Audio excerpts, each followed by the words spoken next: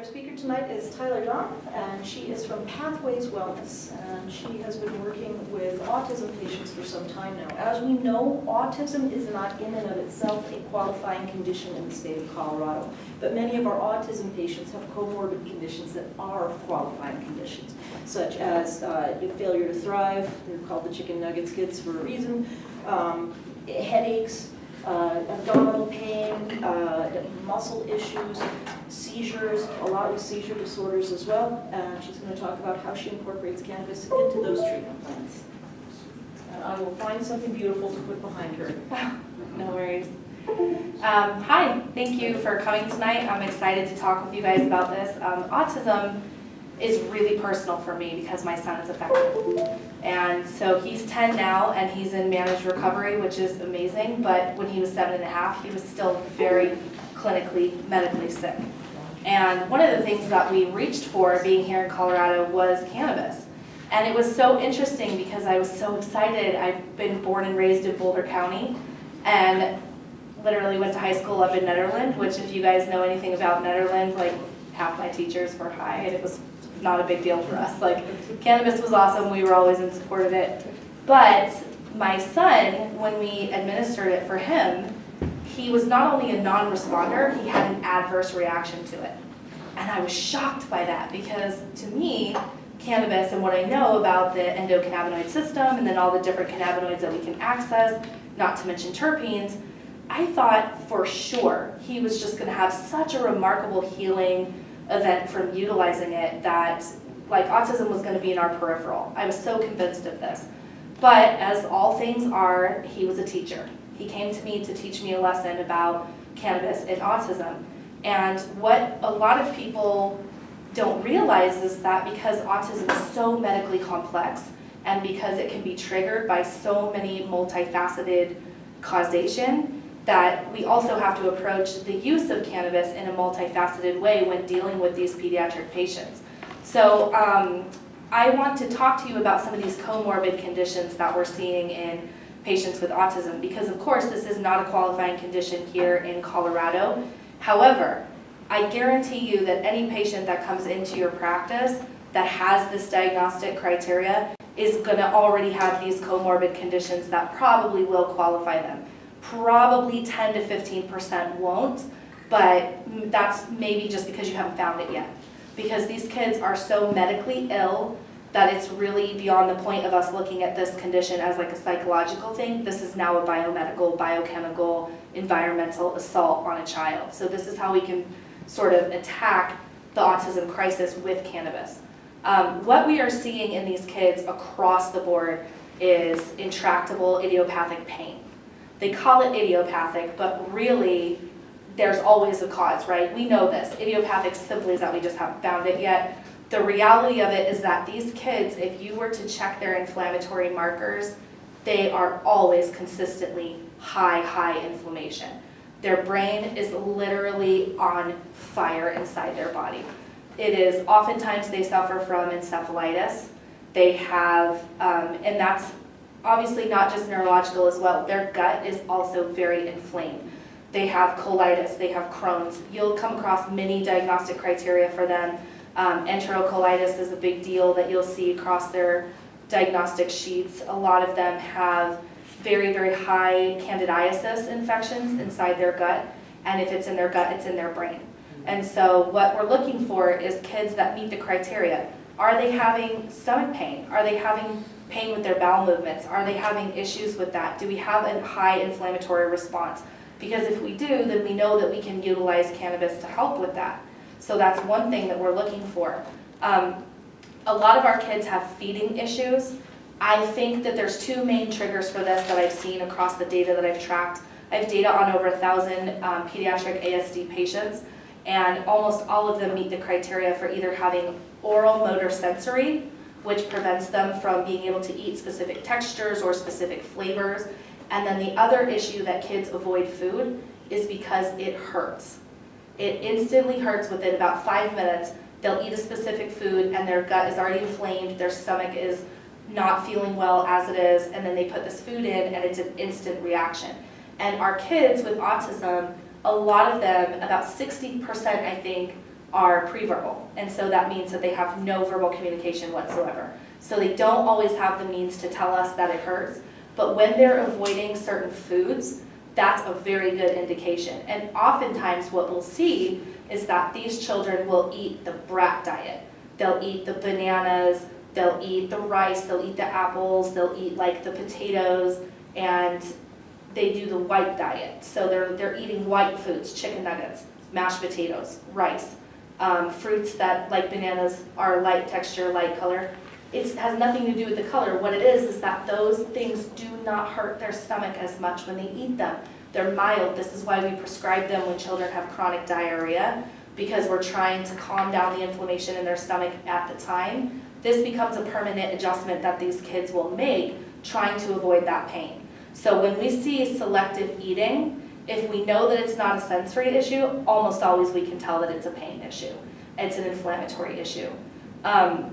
A lot of times with kids on the autism spectrum, we have a lot of comorbid infections. Infections are a really big deal in autism. They are in the gut and they are in the brain. We are talking about very high viral titers. I have some kids that I will pull blood on them. They have EBV, which is Epstein-Barr virus, 600 on their titer. That is insane. And some people will look at that and say, oh, that means that they're immune. No, that means they're infected. And so we have to take a look at that. That's a huge cause for neuroinflammation right there.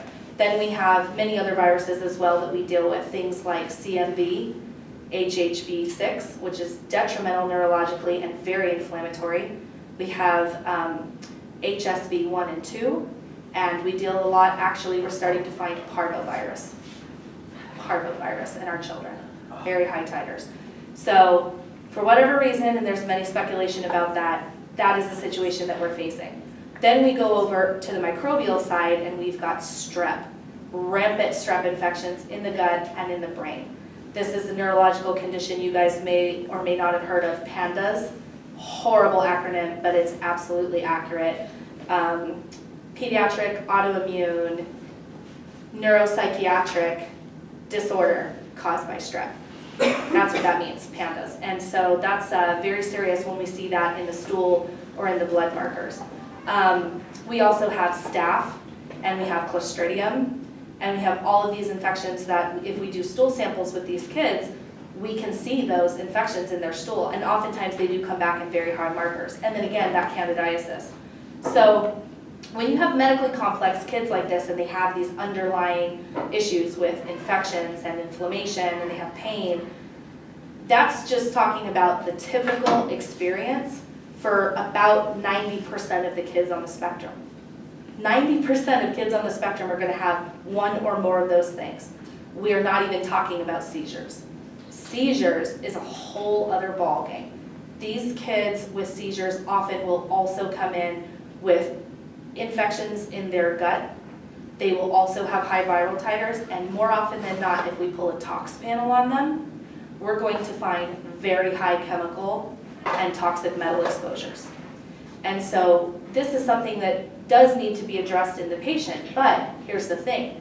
When you begin to detoxify a patient with autism and they're having seizures, the seizures actually get worse when you begin to detoxify their body. So how do we keep them safe while we're doing what we need to do for treatment? And this is where cannabis comes into play. So there are lots of different cannabinoids out there. Some we've explored a little bit, we know about, and some we're just starting to dive into. One thing that I think is really important to understand is that every child is different. You've met one child with autism, you've met one child with autism.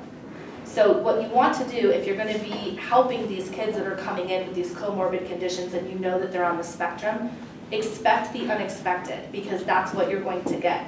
So with my son, we tried a baseline 1-to-1, and he absolutely freaked out. Had a horrible experience, adverse reaction, banging his head into the wall. Yes. What was the dosage of THC?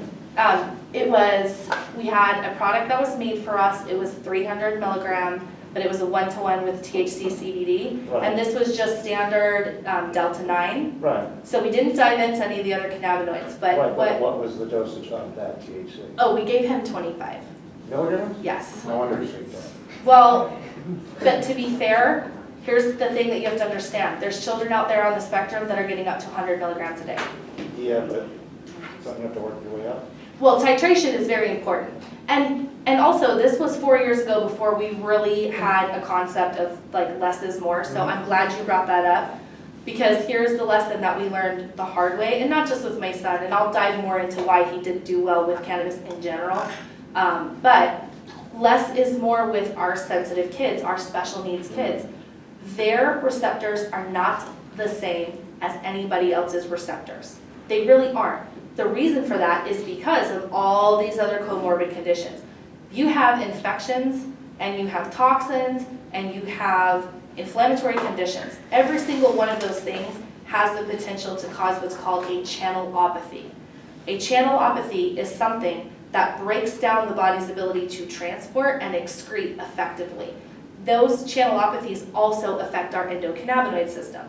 So if we go in and high dose a kid with 25 milligrams like we did, plowing into our son thinking that was the right thing at the time, what we actually did was completely just rammed his EC system, and he didn't have an available pathway. So guess what? That just sat there basically looking for a place to go, and it didn't have an outlet. And because he has impaired excretion, because of those channelopathies that he had pre-existing with his autism, he didn't have a way to process and get it out quickly.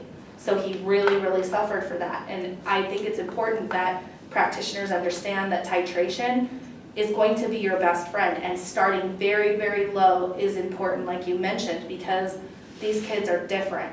So starting out with even just really honestly, like microdosing is what I personally recommend. But also I want to talk about strains as well, because this is where it gets a little bit tricky. So you tried homeopathy, where you dilute to see if that would help? with the cannabis or just in general? CBD one. No, when we used it for him the first time, we just went on our practitioner's guidelines, and we found out later that that practitioner really didn't know anything about cannabis. Yeah, it'd be So- interesting to do it homeopathically. Yeah. Oh, he's much better now. He's much better at receiving cannabis, and he can handle it now. But in the beginning, we expected that this was going to be his thing, and that it was going to go right in and work inside his brain, because we didn't know enough. We're still learning this process. All the time you're hearing about new cannabinoids that are popping up that people are investigating, primary, secondary cannabinoids, and we need to figure out how to use these pediatrically. So of course my specialty is autism, but any kiddo that's coming in looking for cannabis, they're already a special kiddo. If they have a diagnosis that meets the criteria to use cannabis, they're already compromised in some way. So what we're trying to do is figure out what are the best cannabinoids for what situation. This is where my research is focused, and this is what I'm looking for when I'm working with kiddos. Delta 9 standard THC is an amazing cannabinoid. I think it has many, many implications. But what we're finding is that a lot of times the THCA that we're using, the non-psychoactive form, is very potent anti-inflammatory. So using this in small doses, like around 5 milligrams, but administered throughout the day, is something that we're getting really great results with, especially in that neuroinflammation. It's calming down the brain, and once that inflammation starts to go down, then guess what happens? The communication in that child begins to go up. And so not to say that cannabis is going to create a verbal situation in a nonverbal child. It can for some, it will not for others. But tackling that inflammation is really, really important. Some other things that we're seeing is specific strains, cannabinoids, THCV. This is a new one that people are talking about, and there's not a lot of research on it. They're using it in sort of more the psychiatric field, is my understanding.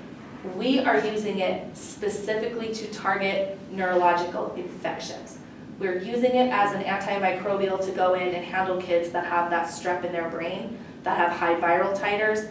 This is something that we'll do at around 2 milligrams, but we will do in nebulized nasal administration. We'll put it in the nebulizer with its carrier oil, dose it, and have them breathe it in with a cannula. Once we get it directly into the olfactory nerve, it can hitchhike right across that blood-brain barrier, across that nerve, and go in and start working inside those infections. And we are seeing really, really good things with that. And I'm excited about what that research is gonna look like. CBN, this is what everyone's kind of talking about, like the sleep product.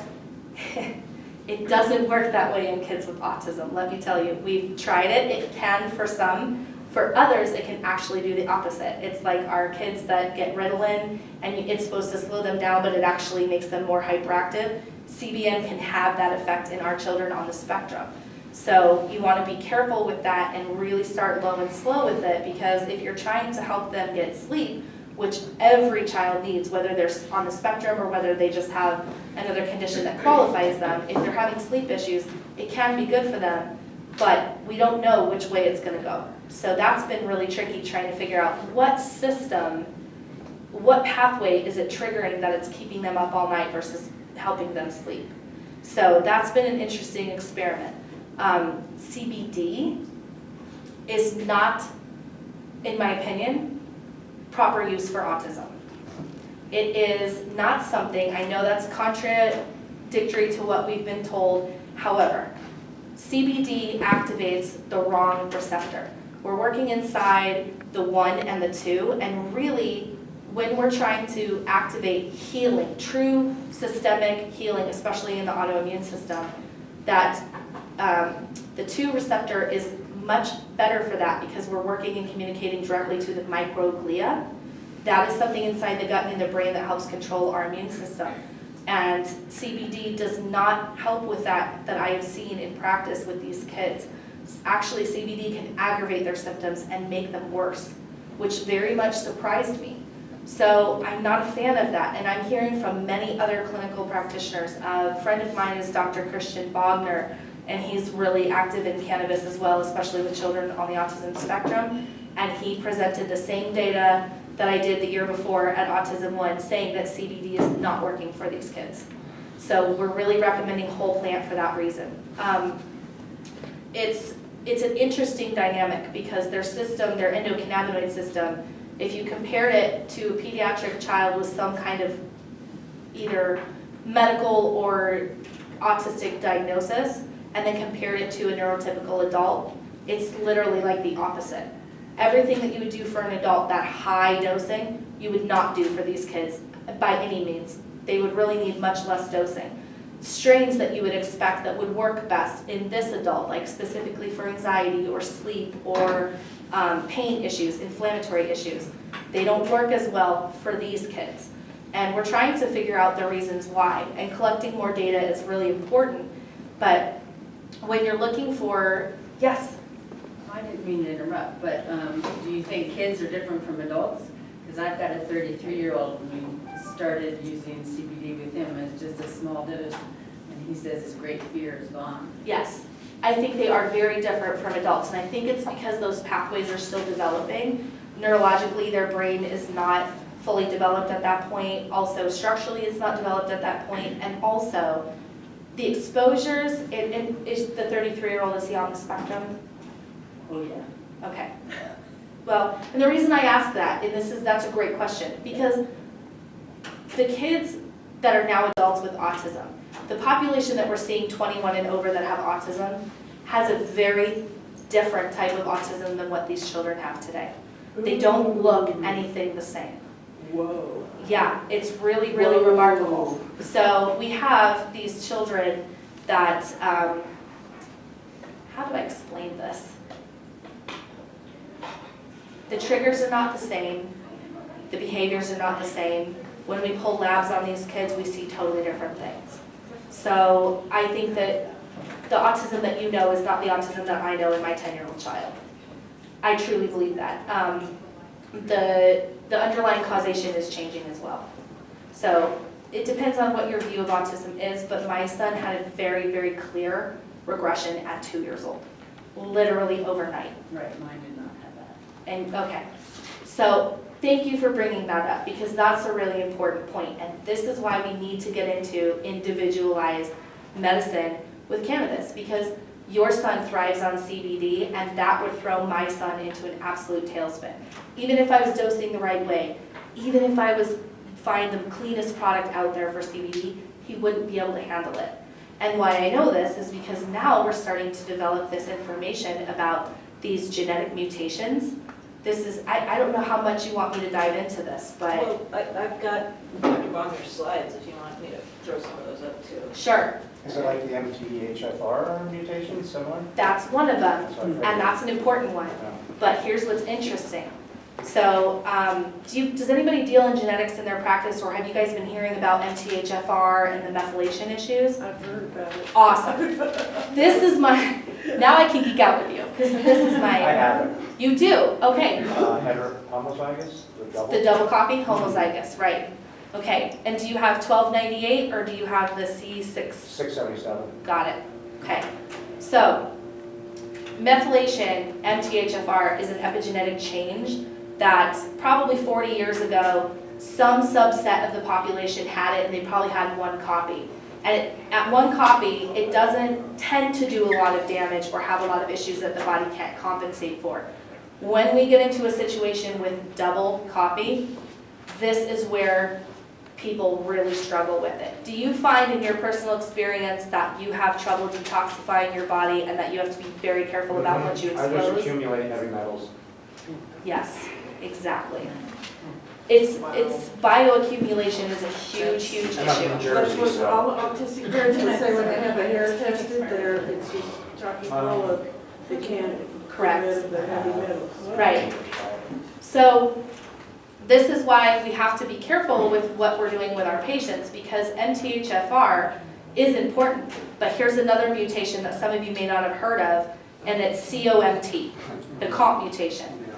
This, one of these pairs with a lot of these other mutations and really, really sets the stage for a body that does not process or detoxify effectively. RS4680, that's the name of the gene, COMT, RS4680. 46. This mutation is where we see people who struggle to process and break down cannabinoids effectively. That particular mutation does not allow for the enzymatic action to break down that cannabis and then make it bioavailable. So patients who have it and have the double copy of that RS4680, not all of them, but some of them, more than half, tend to really struggle with the consumption of cannabis medicines or products in general. This can also be an issue with CBD. It doesn't just have to be the THC, either one of them.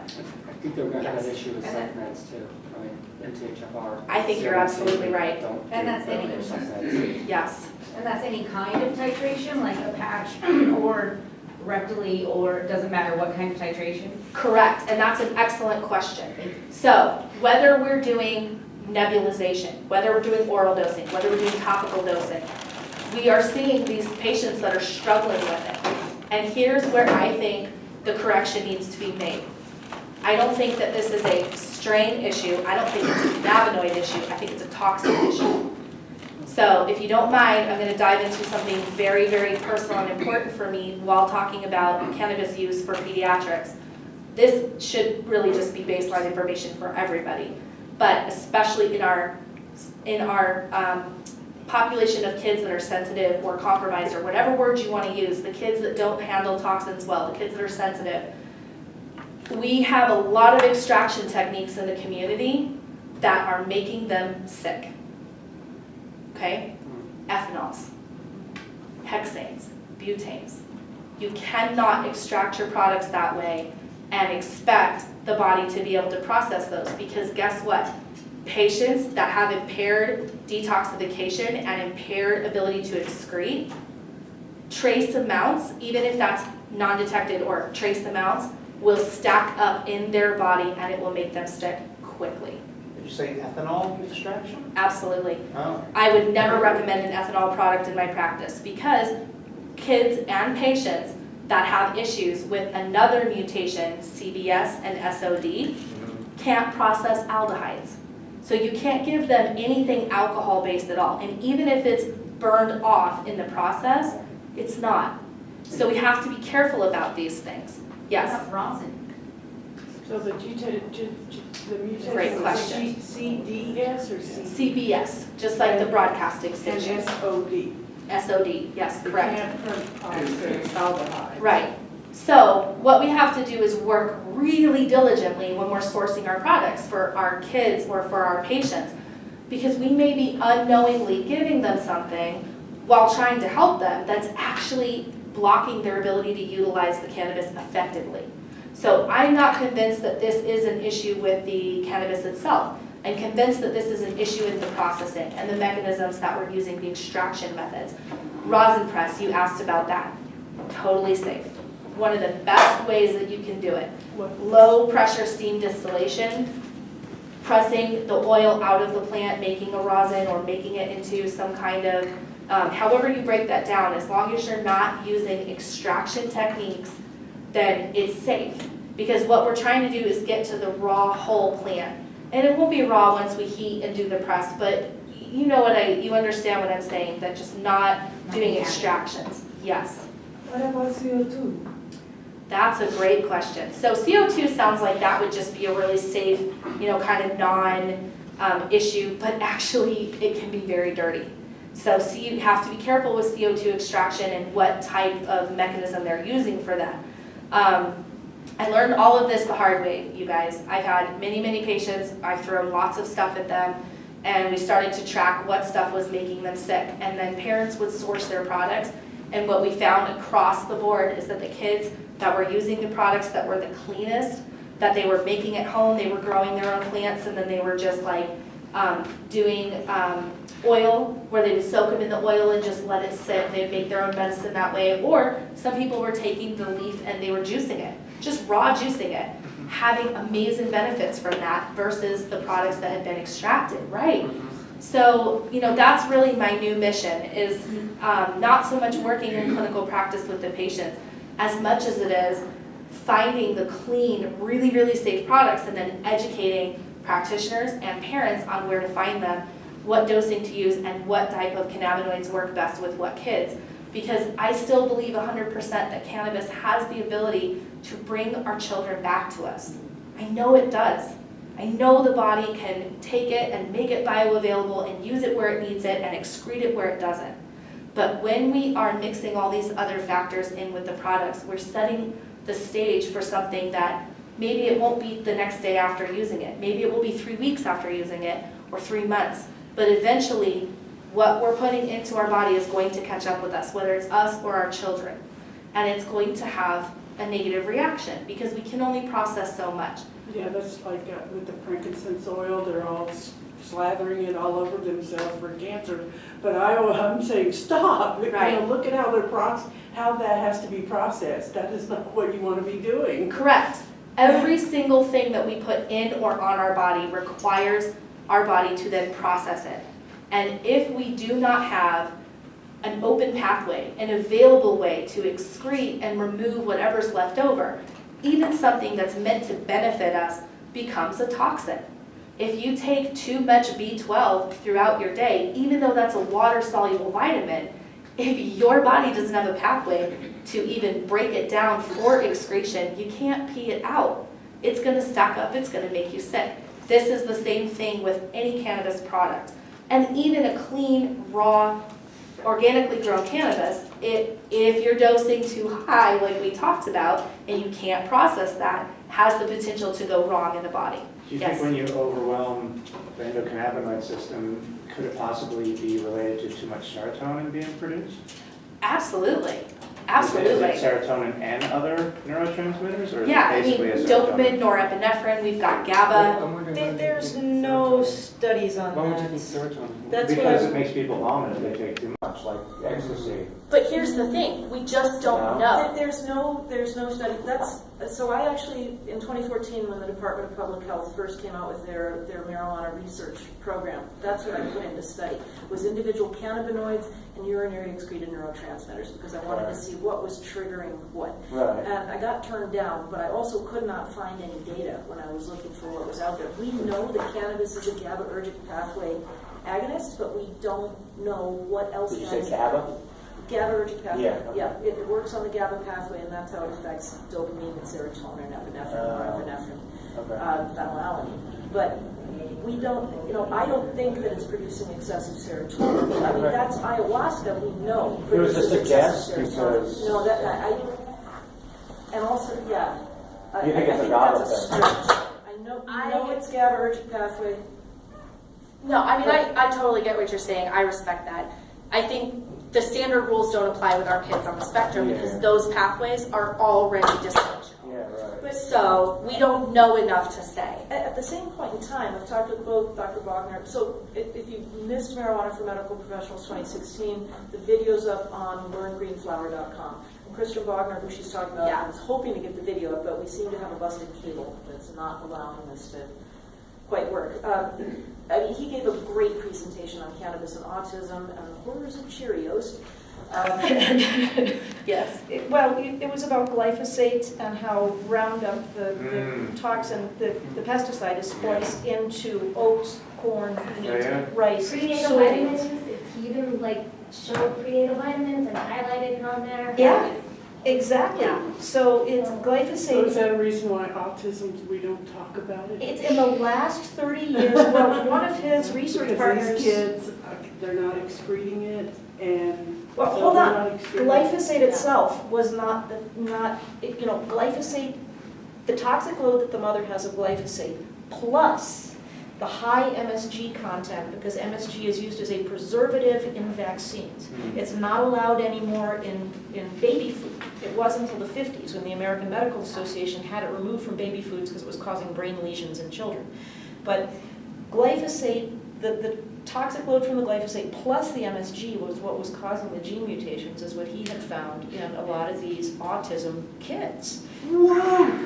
So the vaccine is not causing autism unless that kid has this toxic load from his mother eating all of these grains, basically. Yeah, there's somebody else that's talking about. It was a fascinating lecture, and we had people standing up and screaming, "This is junk science." I mean, it's everything you want in a conference presenter, right? A little controversy, a little And Cheerios thing. Glyphosate is cumulative then? yes. Yes. Well, anybody that can't excrete.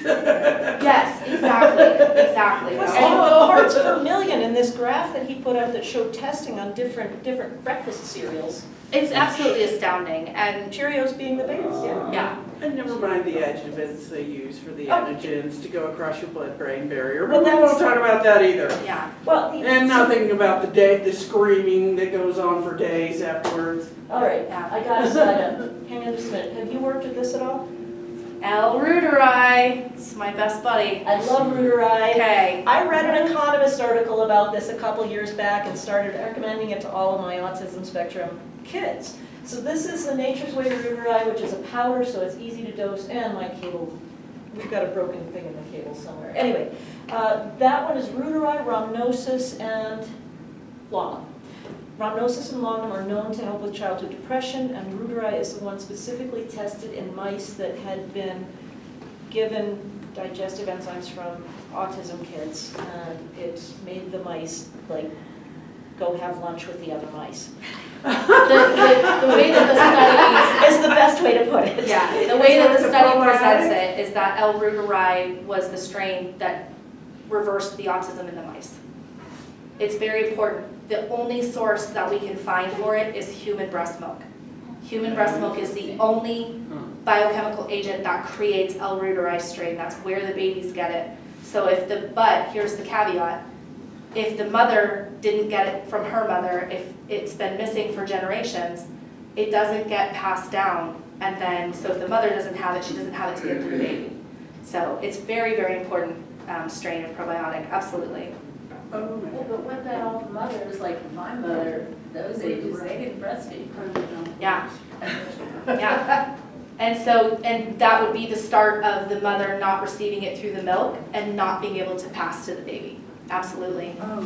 Depression era mothers that were unable to produce milk at that time because their body went into fight or flight and shut that process down, those babies didn't get it either. So those would be the older children that you may see with social deficits, or the kids that were different and they, didn't label it autism at that time, but they definitely had stuff going on.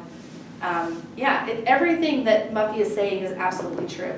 My opinion is that we don't know how certain cannabinoids react in certain pathways of children on the spectrum.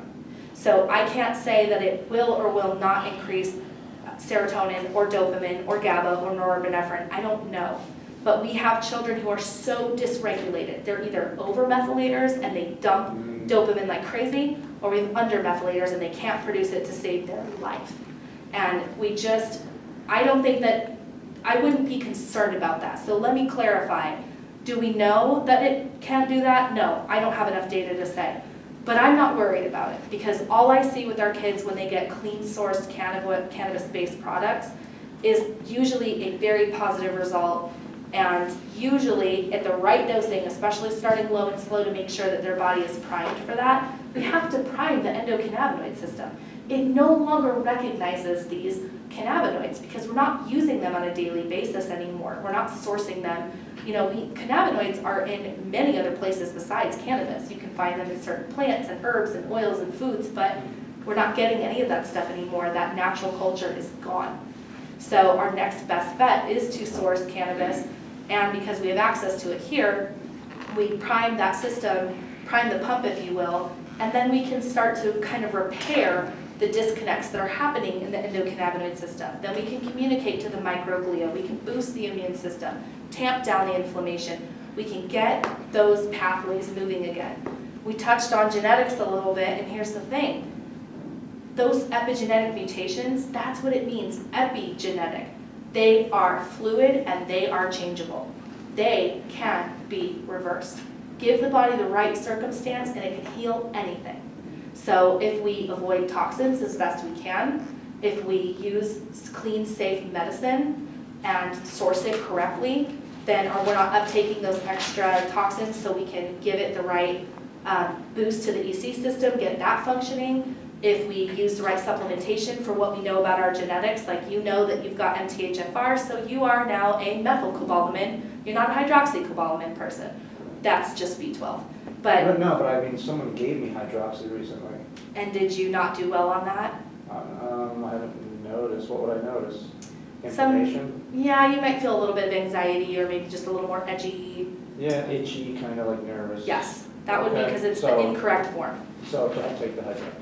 Yeah, you're a methylcobalamin guy. I Okay. have people with the double mutation, the MTHFR, and they get agitated on methylfolate. Of course we do. What's wrong with it? What's that? Well, again, it really comes down to low dosing, titrate up very slowly, prime the pump. If you titrate up and if you're still sitting at like 25 milligrams, which is super low, and they're getting agitated on that, then maybe they're one of those people where one of the other mutations has come in and affected it, and they're a hydroxycobalamin or a cyanocobalamin. It's tricky. I liked that form, being a nutritionist, because it was super easy to absorb. Yes. At any rate, you're not what you eat, you absorb. So if you're an uber nerd like me, you can actually order breast milk, probiotics, and make your own breast milk yogurt from Progurt.com. I love it. If you don't want to do the Rooteride from the store, or from, that bottle was from just, Natural Grocers, Vitamin Cottage, it's about $15. That's if you want to get this stuff from Australia. Yes, I've done this. And make your own breast milk yogurt. Yeah, and I use a company called BioGaia, and they're also sourced out of Australia, and they do drops. So if you have an infant or a pediatric kiddo that doesn't eat yogurt, won't put something in their mouth, or if they have trouble, the BioGaia drops are awesome.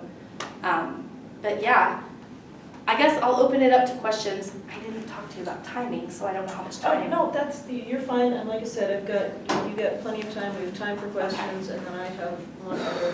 Where are you sourcing THCA is my question. Are you using the drops from Relief or?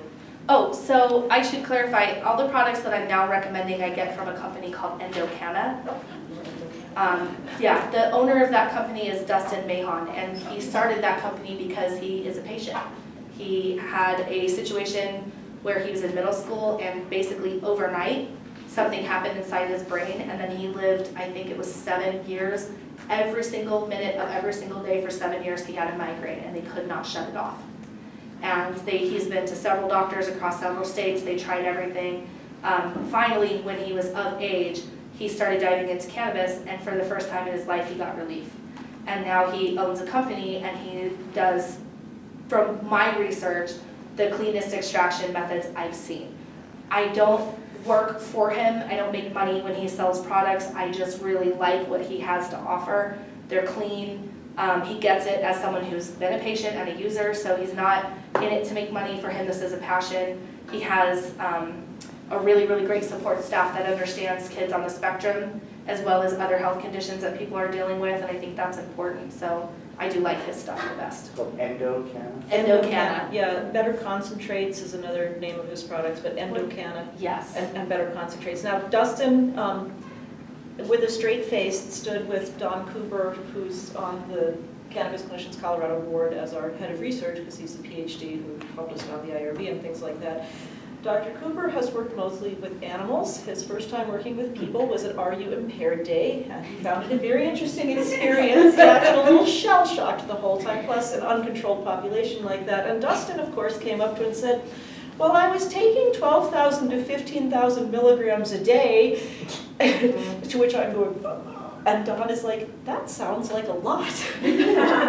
So Dustin has pushed this about as far as he can himself personally, and he has backed it down now to a normal dose, but his headaches are under control, and he lost over 100 pounds after getting off of narcotic painkillers, which he was on for years. So I was told the cure for migraines is craniosacral work. It's supposedly the muscles in your head get really tight and the bones don't. I've tried that too. It didn't work? Okay. That's Yeah. one type of migraine. Oh, okay. Yeah. I've got lots of kiddos that do cranial sacral therapy as part of their all-encompassing protocol with Yeah. autism. And I will say that I wouldn't say it's a magic bullet for head It is pain. not a magic bullet. Yeah, It I like is- it, but I don't think it's a Yeah, magic just bullet. like high doses of magnesium are not a magic bullet, there's Yes. a lot of migraine Yeah. cures out there. I'm currently trying a TMG exercise program for mine now that has been interesting, but I still have a headache. So, yeah. Oh, Anyway, so I found this, back to Nerd Central here. I found these amazing things called ice cube bags. So this is how I'm making my raw cannabis juice now at home, is I get the leaves, I get the leaves, and these literally cost a dime a piece. I mean, it's amazing. They cost a dime, they're 10 cents, and they're, so this is 12 ounces of raw cannabis juice so it gives me a measured dose, half-ounce cube. Let's see if I can show you the whole thing here. Is that frozen? This is frozen, yeah. So there we go. So there's 12 ounces of frozen juice in 24 half-ounce cubes, giving me a measured dose. This is a strain called OG, sold to me by Verde Naturals, just as a big pile of leaves. But they test all their meds, so I know that I have 3.7 milligrams of THCA, pure half-ounce cube, in this ice cube bag. And like I said, I found these online. They cost $1.50 for a box of 12. And it's been working great. It makes it really easy to dose. that's perfect. I Getting the love that. kid to drink the raw cannabis juice is the hard part. Yeah. So, I mix it with a fresh pineapple. yeah, I mean, you have to, because it's nasty. I mean, let's be honest. I like it. Well, I'm a bitter herb person myself, if I'm being, so I'm cool with it, but our kids, those taste bud receptors are in a whole other wavelength, so anything bitter to them tastes like you lit their mouth on fire, like they can't stand it, so. Yeah. So It's talk a little more about THCV. Are you sourcing Yeah. just THC? So that's Durban Poison, Durban Haze. Most of the Durban strains are the highest in THCV, but by high, we're talking 1%. The highest THCV strain ever found is an African Red that has 1.5%. Yeah, it's a weird dynamic, and it's such a strange secondary cannabinoid. It's like, the reason we started looking at it was because there was a population of adult patients that had OCD. And they started sourcing it out of California, and they reported back dramatic improvements in their OCD behaviors. Why I started looking at it for pediatric use is because we have a population of kids with rampant OCD tied to strep in their gut and strep in their brain. So I thought, okay, I just want to see if this will do anything. And what we found is that when we nebulized it and went, again, across that olfactory nerve right across their blood-brain barrier. Is this isolated THCV or is this THC? It is isolated. It is isolated. It is THC. isolated, Okay. yes, that's correct. And we went very low, we went 0.5 milligrams because we really didn't know enough about it to get, like, we didn't want to do what we did where we threw too much at them. And it is an isolate because we were working inside of using what we had available in Colorado. I didn't go to California and take those plants, obviously, so I had to use what I had here, but I had a theory about the isolated THCV. And then once we nebulized that into the nebulizer, what we noticed is that it did have access across the blood-brain barrier, which I cannot say if that's because of the fact that it's cannabis or because of the fact that they already had a leaky blood-brain barrier. I don't know. But I know that we were seeing very dramatic turnarounds in behaviors and in symptoms, and the children who were verbal were able to express to us that they did not feel anxious anymore, and what they were reporting back to us is that they didn't have the feelings like everybody was watching them. And that one was a little bit hard for me because these kids with pandas, this OCD, they have a really a factor of paranoia about them. They think that the world is staring at them. They think that people are laughing at them, even when most people are not even aware of them. They have a heightened sense of fear of the world around them. These are the kids that come into the classroom and they have to sit in the far back corner with their back against the wall because they can't have someone behind them. Their world is very, very small, and it's full of fear. And so when we get kids that come back to us and say, I don't feel that way anymore, that's really amazing. And I'd say probably about 70% of the kids had a pretty dramatic result with that. I didn't study anything sustainable. This was just a quick trial to see if this would even be something I would be interested in looking at further developing. And I am absolutely going to do that. I'm going to do a research study, and I'm going to produce a product that will hopefully help these kids with pandas. That's my focus with the THCV. But I think it has implications even for kids with viral. Even outside of strep, if there's an inflammatory condition in the brain and we know we've got high viral titers, I think this has really good implication for that. All the cannabinoids you mentioned, you did mention THC, which seems to be the most common things discussed with parents of.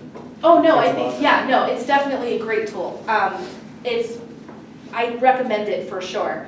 I just was diving into some of the other ones in case you have kids that, so I don't know if you guys have any kids that you're working with that have seizures, but you do, okay. So we started kind of shying away a little bit from the THC with the seizures because some kids, it was not controlling that for them anymore.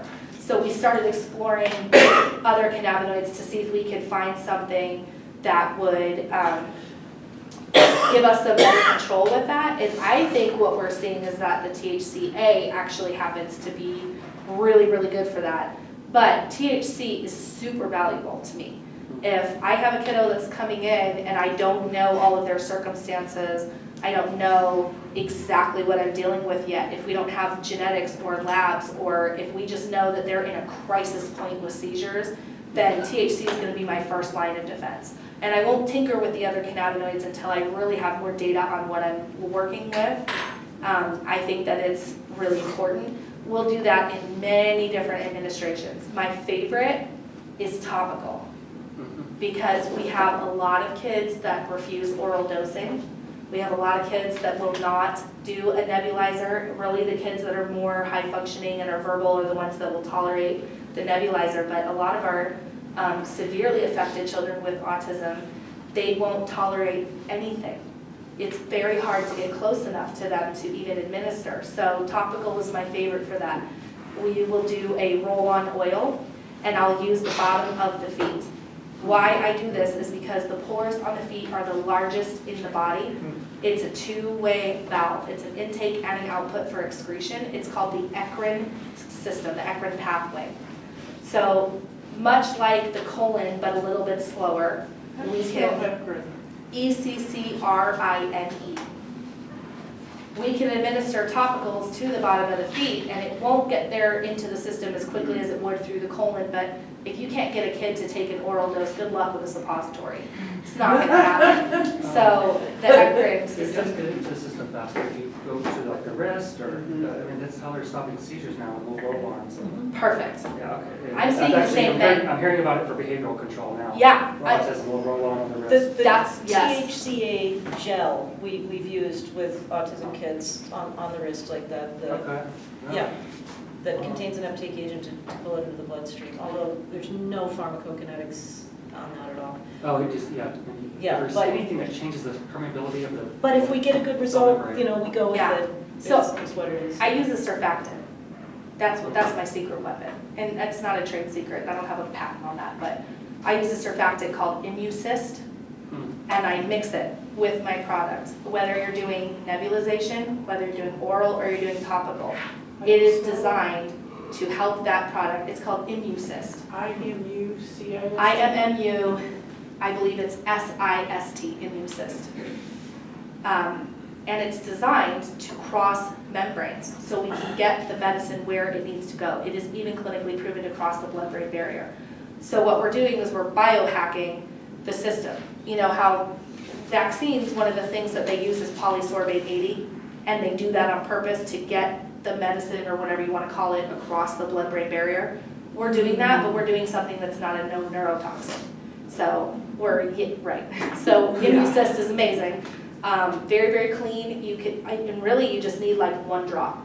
I'll put one drop into one dose of whatever I'm doing, and I think that's been amazing for the uptake in getting the medicine where it needs to go. I think that what we're doing with that is overcoming a lot of the issues that we're seeing with kids that have absorption issues, whether that's in the gut or through the skin or whatever we're doing.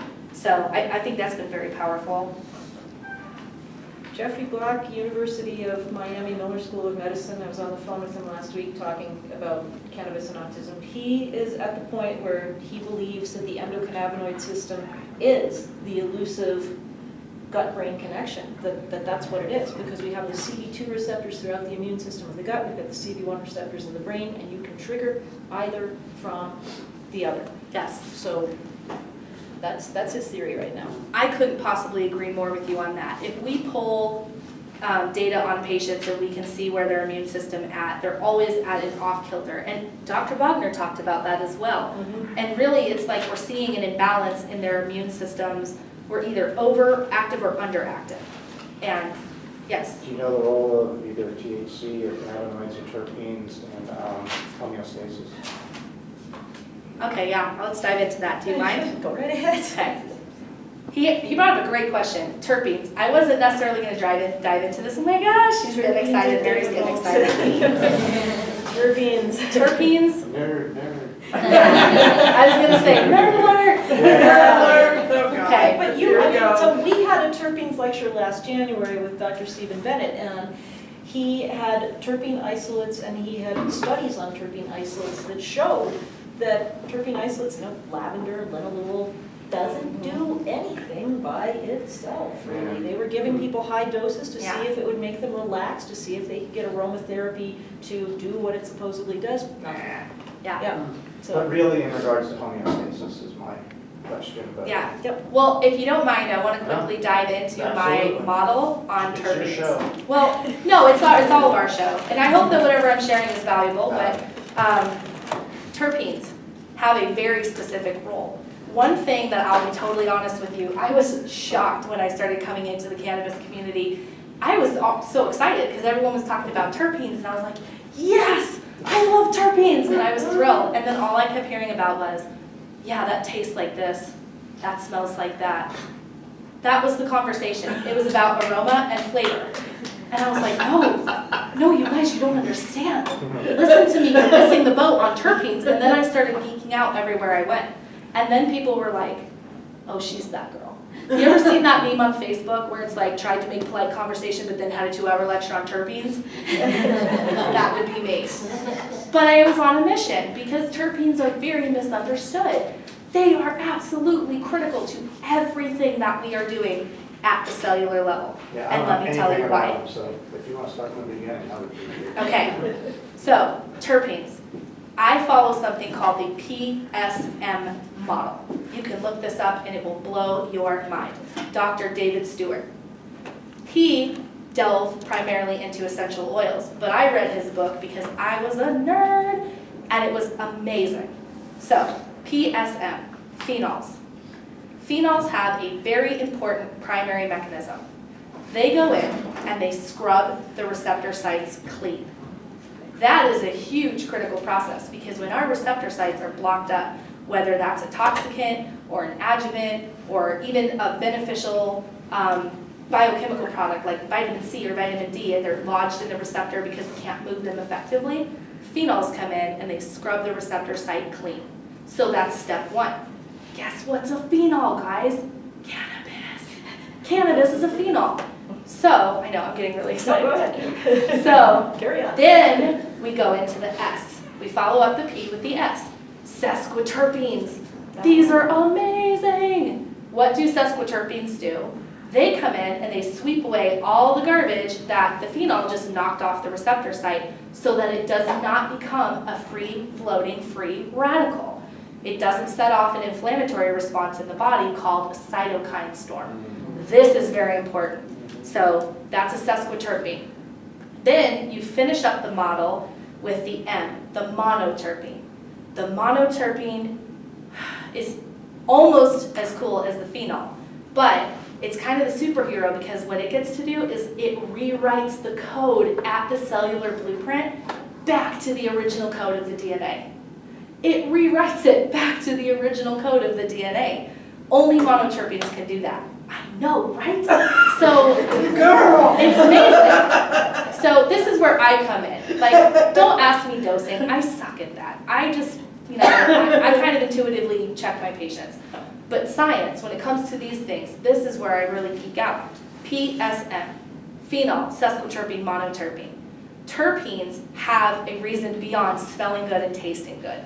They are doing a very critical function at the cellular level. When we do this, and we do it in this order, which you're not going to do it in that order specifically when you're dosing a cannabis product that has added terpenes, but it knows what to do. The body has a beautifully innate process for pulling the phenol first and setting it where it needs to go. It stores the sesquiterpene and the monoterpene, then sends the sesquiterpene out to follow up, then sends the monoterpene out to finish off the job. The body knows, it just needs the tools to do it. So if I am making product, I will always, always put my sesquiterpenes and my monoterpenes in there. So for example, humulene and pinene. Those are two excellent terpenes that will do what you need to do. I don't worry about smell and flavor. That means nothing to me. I am looking for function. So alpha pinene is something that is known to cross the blood-brain barrier, and alpha humulene is something that's known to tamp down inflammation even at the cellular level, even in mitochondria. Holy crap, that's amazing. So that's kind of what I'm focused on as far as research, and that's really important for everybody. That I do it in the sense of autism, but if we can really start understanding the mechanisms behind what the cannabis is doing and then what the terpenes are doing together, I'm gonna give Dr. Meshulam a little bit of crap here. Oh, no. No, I love him, don't get me wrong. But he said this thing, he's like, it's the entourage effect. And I laugh every time I hear that. It's not an HBO show, guys. They're called cofactors. Cofactors. They work together for a reason. It's not necessarily about an entourage effect as it is, this one has this part of the key, and this one is the lock. It's the same thing as the endocannabinoid system. They have to go together. Otherwise, they cannot do their job. It's just like Muffy said. You can throw terpenes at a kid all day long, but if you don't do it in the right order and you don't use the phenol component, it's not going to do its job. So that's my trade secret that I just gave you. Well, again, I'm sorry, entourage effect, if you call it something else. She's calling it Cofactors. I just call it cofactors. Well, Hey, let's look at this though in terms of, let's go back to brain communication, okay? 3 types of chemical signaling messengers in the brain. Yeah. Neurotransmitters, we've got hormones, and we've got peptides. We know that THC, CBD, and the cannabinoids affect neurotransmitters. We know the cannabis pathways they work on. We don't have a good idea of which cannabinoids affect which one, but hopefully I'll be able to do my research someday. It's going to be amazing. My theory, though, is that the terpenes are actually creating the peptides in conjunction with the cannabinoids. And the reason that's my theory is because peptides are the things that make us things like thirsty, hungry, dry mouth. Any of these sound like effects from cannabis? Yes. So that's where I think that we're getting things working together, which means that the action happens on more levels than simply the PSM one we're talking about there. Oh, no, definitely.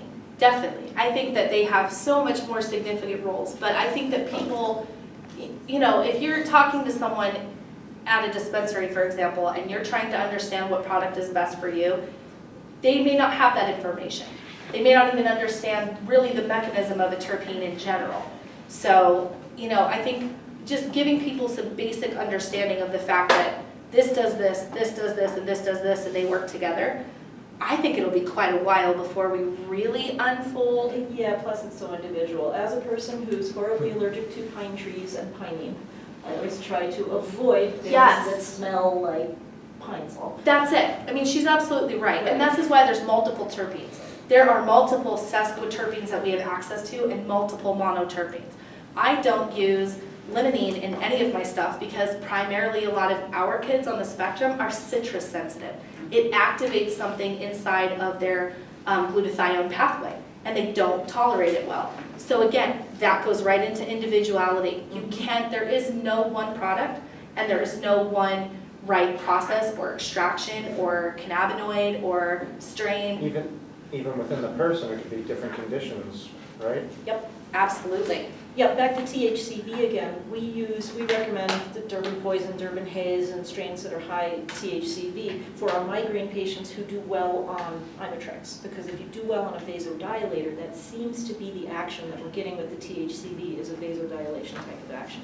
So if you do well on Imitrex, sometimes taking a hit of Durban Poison is a lot cheaper than having to go to the hospital and waste your whole day turning red. Right? Amazing. So, Yeah.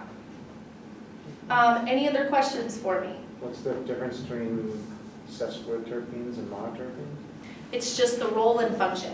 So sesquiterpenes, in my experience, those are the ones that sweep away the free radical garbage that is known to cause cytokine storms.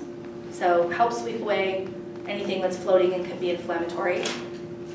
And then the monoterpenes are the ones that go in and rewrite the code back to the blueprint of the DNA. At the cellular level, we're talking at the cellular level. And as she said, there's many other levels of what terpenes do. This is one function. This is how I use them, and I've seen great success with it in practice. There's gonna be so many more functions that we're gonna find out that they do down the road. Of course, like the endocannabinoid system, like she said too, so definitely. All right, well, thank you so much for your time. I didn't bring slides tonight, but what I'm going to do is send over my slides that I would have brought if I had some. That way you can send. perfect, and our videographer will splice them in as he sees fit into the video. Oh, no problem. I was going to say you can just have them and send them out if you Oh, want. perfect, that I can do that Let too. me ask a question. Yes. And this doesn't have anything to do with cannabis, but with the spectrum. Sure. Don't you think that a lot of doctors, now everyone is an autistic, you know, is in the spectrum. Don't you think that they're over diagnosing? No. No? I think the world is over toxic. Yeah. We are poisoning our people. 1 in 45 males that are being born today and not at birth have autism or on the spectrum. 1 in 68 children right now. We have a really bad problem, folks, and we're not even talking about it. I mean, we have an epidemic. It's kind of like the opioid crisis, you know, when they started pulling in semis to load up the bodies because they didn't have room in the morgue. You know, it took them years before they mentioned it. You know what? I'm also a mom. Yeah. a special needs son, and the first thing that they saw was autism. Yeah. And back then I used to live in Miami, and we took him to the, what's the football player, Dan Marino. Oh, He has a Dan Marino Center in Miami, and I took him over there because all doctors were saying that he was autistic, because he has autistic traits, and they gave me the list. And then only when I took them there, one good doctor, I don't remember his name, he told me no. He thinks it's something else. And he told me something that I will never forget. He said, all of us have autistic traits. Yes, So, yes, you see, yes. they say, that's why we have a long list. Yeah. And for me, the doctor said, for me to say a kid is autistic, he needs to feel all of them. If he's missing one, I won't say it. So, it's like, now everybody seems to say, autism. Well, and to be fair, I think you are right in the sense that, okay, here's my beef with this. Because my son has classic severe autism. He actually is better now, but when he was 2, literal regression overnight into severe autism. Okay? And so autism is not Asperger's. I'm sorry. They present totally different, clinically, behaviorally, symptomology, totally different disorders that we've now thrown into the spectrum. And we talk about all of these conditions like it's one thing. Like an autistic spectrum disorder is one thing, and they're not. So I would agree with you on that. Maybe your son is more like an Asperger's kid that has something totally different going on in his higher functioning. No, But that's not my son. My son is, they think it's genetics, and the closest we've ever been is to Angelman syndrome, which it happened to have a deletion in the same gene in a different location, and it happened to be that Angelman come from moms. Yeah. I don't have it, and my husband has the same deletion in the same gene, so they rule it out. But if there's something that my son would think, because he fit every profile of an Angelman. Yeah, when you have a deletion, I agree, that's not autism. I don't have any kids in my practice, and I pull the exome all the time. I don't have any kids with deletion. I don't. I think that's a totally different issue. Not to say he wouldn't have autistic traits. Of course that's possible, because like you said, we all have those. I mean, I can be super aspy on my best day. And I know that about myself, and I'm cool with it. It's fine. But, but autism, the CDC tells us that 1 in 48 kids has autism in America today. And there's the Here's the issue with that. statistics from when they did the last, what was it? Yeah. That's old statistics. The We don't problem- have new statistics. Yeah, the problem with that data is that that's children 8 and over. Today in America, children 2 and over with a clinical diagnosis of autism is 1 in 23 children. Oh, God. 2 and over, 1 in 23. So I'll leave you with my thing on this. You cannot have a genetic epidemic. It doesn't exist in medicine or science or anything. It doesn't exist. Yes. So that's why my focus is much more concerned on clean product, the right stuff that we're putting into our kids' body. I think cannabis is going to save a lot of kids. I'm already seeing it happen. We just have to really understand what kids need, what strains, at what dosing, and what type of administration. This is the work we still have to do. Can we Yes. simplify and say that a lot of the excitability is related to glutamate I in think the there's, brain? Okay, so yeah, there's so- a definite correlation to Right, so that. then what is the treatment or what cannabinoids, terpenes, what would you recommend for that to calm down, increase GABA, lower glutamate? Well, really, glutamate is about avoidance. I mean, Well, you, okay, so what if, okay. Glutamine's in the gut, glutamate's in yeah, not glutamines, but the Glutamate. the, glutamate. glutamates is Yeah. what you're Yeah. talking, yeah. Yeah, Yeah, how do you counteract it if there is a flare-up? Is there a way, or no, it's avoidance?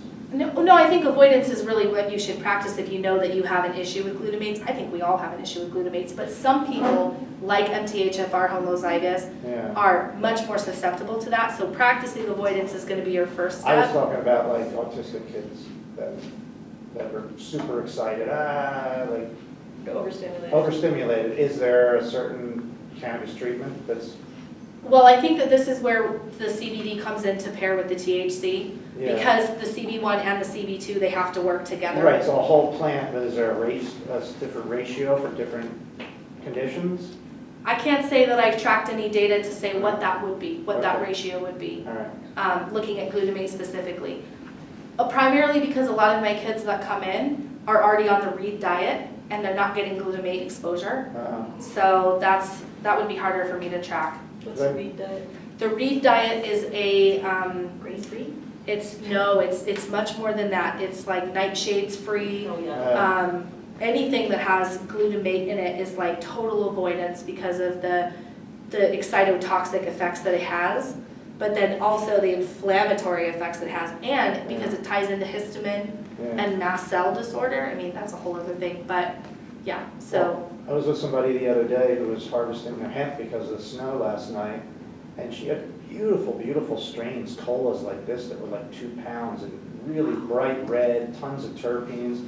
I didn't realize it, but I think that might be a better healing medicine than like high THC cannabis. Yeah, I don't know, I'm just like, I wasn't aware of it, you should see how beautiful It just these- really depends on the patient. This is the thing, Yeah. it's like kids that I would have expected. Looking at their list of symptoms, I would have expected that we could, get them on like a 20-to-1 and they would thrive on that. Alright. Blew me out of the water. No, those were the kids that ended up like thriving on a 1-to-1. And I'm like, what? So I don't CB1, get THC binds to CB1, right? And all the other cannabinoids are CB2, more or No, less? no, there's I evidence think, of when you 8 talk- receptors at this point Talk in about the time. methylators. 8? And many Yes, more that we don't even know their of. Meshulam talks up to 8 cannabinoid receptors. They talk openly of a CB3, and the Newtonian lock and key model does not work with cannabinoid receptors, What's it called? period. The Newtonian lock and key model of a receptor doesn't work. Throw that out with cannabis. The receptors move, any brain receptor actually is like this. But the receptors change shape, they move, they switch around. They're talking about backsides of receptors. It's not the standard lock and key type receptor that we're all used to envisioning. Yeah. And you're talking about some of them are over-methylators, so they're dumping serotonin, and then the others are not. Right. And so They're that's gonna really overproducing play and in underproducing. Your balancing, yeah. That's correct. And so that's why it gets a little tricky because some kids, this just gets complicated. I love it. There is another mutation that's very prevalent in our affected population. It's called MAOA. It's also known as the warrior gene. So like a warrior in battle. I can't say that word right, so people are always like, what? Warrior. So, Warrior. yeah. Oh. Right, like if you're going to Warrior. war and you're a soldier, it's called the warrior gene, MAOA. It pairs with COMP, it pairs with something called VDR, and it pairs with BSM. This gene, and you can edit this out later, but this gene will jack you up. This gene, when it is expressing, especially in a child, and especially if that child hits puberty, if it's not regulated properly, these are the kids that become very violent. They become aggressive. They become scary to their peers. These are the kids that schools worry about. These are the kids that in their file gets written down possible future threat. Any idea how to calm them down? Yes. We finally are starting to dive into this. So in addition to hormone therapy, progesterone is a very key thing here. But, so we'll do treatment for that. But CBN is really helping. Why? I don't know. I don't know enough yet. I just have parents that go out there and they do this amazing thing called going rogue, and they just try everything. And the reason I brought up hemp is because I think that, we gotta get it tested, but I think the level of cannabinoid is much higher in some of these hemp plants than in cannabis, because cannabis is mostly THC with 1%, 0.2%, 0.1%, and all the other cannabinoids in some of these hemp strains have really high cannabinoid profile. Well, I do think that hemp has a great medicinal value. I don't want to Not say it doesn't. industrial, not the tall, thin. There's people growing hemp with low THC that just look just like cannabis, Right. but crazy colors like pink and purple and red, and like red flowers and pink flowers. Yeah. That had to do with the temperature when it flowered. Not sure. Not sure. No, I think some of it's the genetics is what she's telling me. I'm going to find out more in the next few days.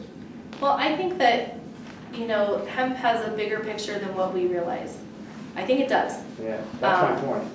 But I don't like giving our kids hemp-based products that are not CBD isolate from whole plant because I have an issue with that. I mean, you're giving them a plant that's basically its whole role is to mop up toxins in the earth.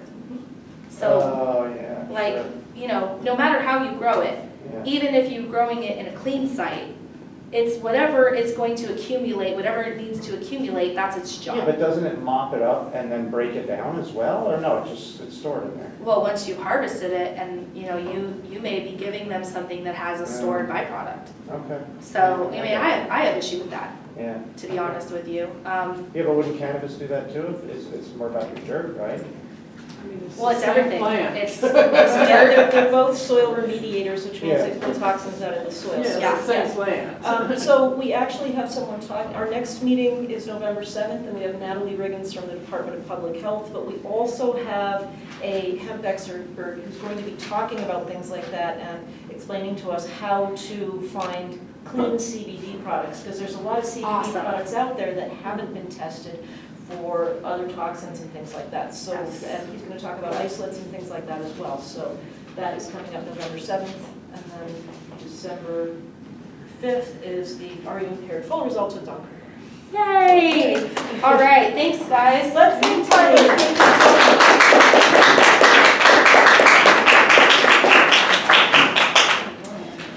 So everyone's got their discount code for the November 11th thing at CU, and we will be sending an email out on that.